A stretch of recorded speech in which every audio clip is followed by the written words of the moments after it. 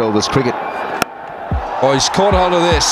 That's a lovely blow from Shakib Al Hasan, and that is a clean catch as well. PSL খেলতে গিয়েই সাকিবের অগ্নিধরা performance, মাত্র 20 বলে করলেন 90 রান। দর্শক, পাকিস্তান সুপার লিগের চলতি আসরে খেলবেন সাকিব আল হাসান।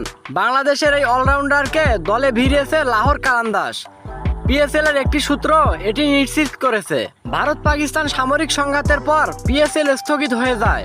নতুন করে শুরু হতে যাওয়া এই আসরে বেশ কয়েকজন বিদেশিকে আর পাচ্ছেন না ফ্র্যাঞ্চাইজিগুলো। তাদের জায়গায় নতুন করে খেলোয়াড় দলে ফেরাবেন তারা। সেই সূত্রেই এবার পিএসএল এর সুযোগ পেয়েছিল সাকিব।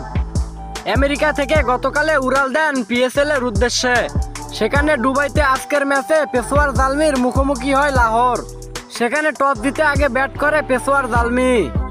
তখন বল হাতে বেশি একটা সফল ছিল না সাকিব, তবে ব্যাট করতে নেমে চমক দেখায় সাকিব। কেননা মাত্র 20 বল খেলে 90 রান করে বাংলার পোস্টার বয়, যেখানে ছিল 60টি ছক্কা এবং 5টি চার।